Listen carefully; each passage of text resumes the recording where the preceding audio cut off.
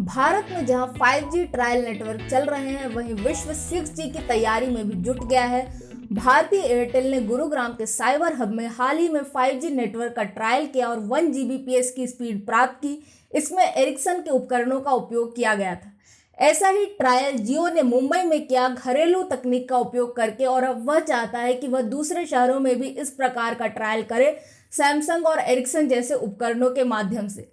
वहीं एलजी ने हाल में घोषणा की कि उसके एक वरिष्ठ शोधकर्ता को ATIS के नेक्स्ट जी अलायंस का अध्यक्ष बना दिया गया है, यानी प्रमुख बना दिया गया है। और यह जो नेक्स्ट जी अलायंस है, वह यूएस में विभिन्न कंपनियों का एक गठबंधन है जो साथ मिलकर 6G विकसित करने पर काम कर रहे हैं। इसमें AT&T, T-Mobile और वेरिजोन जैसी कंपनियां शामिल हैं। एक और जहां यूएस में हम यह देखते हैं कि निजी क्षेत्र 6G में ज्यादा रुचि ले रहा है। हालांकि सरकार ने दक्षिण कोरिया के साथ गठबंधन किया है इस तकनीक को विकसित करने के लिए, लेकिन वहीं दूसरी ओर हम चीन में देखते हैं कि सरकारी प्रयासों से चीन 6G तकनीक में काफी आगे बढ़ रहा है। नवंबर 2020 में जो लॉन्ग मार्च 6 रॉकेट लॉन्च किया था चीन ने, उसका दावा है कि इसमें एक सैटेलाइट ऐसी भी थी जो 6G परीक्षण के लिए लॉन्च की गई थी, और 70 किलोग्राम वजनी इस सैटेलाइट के माध्यम से अब परीक्षण किए जा रहे हैं। साथ ही हुआवे जैसी कंपनी भी 5G के बाद 6G के लिए लगातार तैयारियां कर रही है। उसने दावा किया है कि 5G से 50 गुना तेज होगा 6G, और 1 Tbps स्पीड की भी उसने बात की है।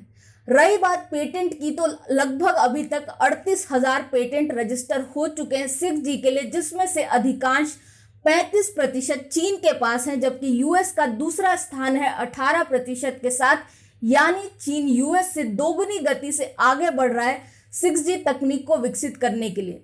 इसके अलावा अन्य देश भी हैं जो 6G तकनीक पर काम कर रहे हैं, जैसे यूरोप में एक विश्वविद्यालय, फिनलैंड में स्थित उलू विश्वविद्यालय है, वहां पर एक फ्लैगशिप प्रोजेक्ट चल रहा है। रूस में NIIR और स्कोलकोवो इंस्टीट्यूट है, जहां पर इस प्रकार के प्रयास चल रहे हैं, और उनका अनुमान है कि 2035 तक 6G तकनीक आएगी।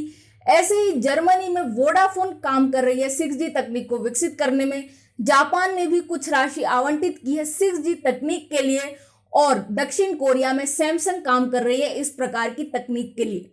अब प्रश्न यह उठता है कि यह तकनीक होगी कैसी।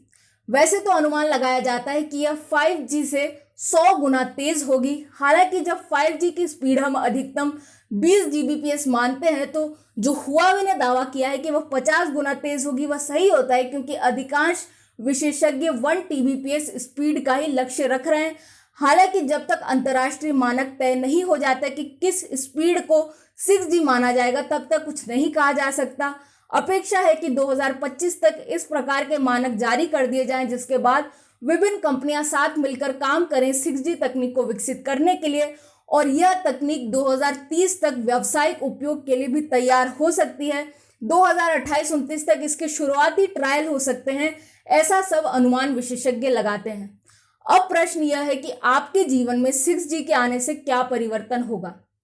तो जहां 5G में हम बात कर रहे हैं इंटरनेट ऑफ थिंग्स की, वहां पर 6G बात करता है एम्बिएंट इंटरनेट ऑफ एवरीथिंग, यानी हर चीज हर दूसरी चीज से जुड़ी होगी, और सिर्फ चीजें नहीं बल्कि डाटा, प्रोसेस, यहाँ तक कि मनुष्य भी मशीनों से जुड़े होंगे, क्योंकि इस तकनीक की स्पीड इतनी ज़्यादा होगी और लेटेंसी इतनी कम होगी कि जितनी चीज़ों का आप रियल टाइम अनुभव लेना चाहते हैं, वह इस तकनीक के माध्यम से हो सकता है। इसमें सेंसरी चीज़ों को इतना बढ़ावा दिया जाएगा कि आपके टच, फीलिंग्स और दूसरे प्रकार के आपके विचारों को भी यह समझ सकती है। और इसलिए जैसा कि साइंस फिक्शन मूवीज़ में हम देखते हैं, हो सकता है वैसी तकनीक भी हमें देखने को मिले, और इस तरह से 6G तकनीक एक नई ऊर्जा देगी विश्व भर की चीजों को। हालांकि यह भी कहा जा रहा है कि यह विकेंद्रीकृत होगी, एक तरफ केंद्रीकृत नहीं होगी, और साथ ही इसमें वायर का उपयोग नहीं होगा, बल्कि पूर्ण रूप से एक वायरलेस तकनीक होगी।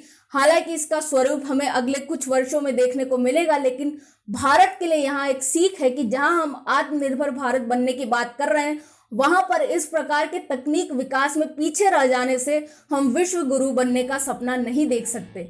मैं हूं निष्ठानुश्री, देखते रहें स्वराज।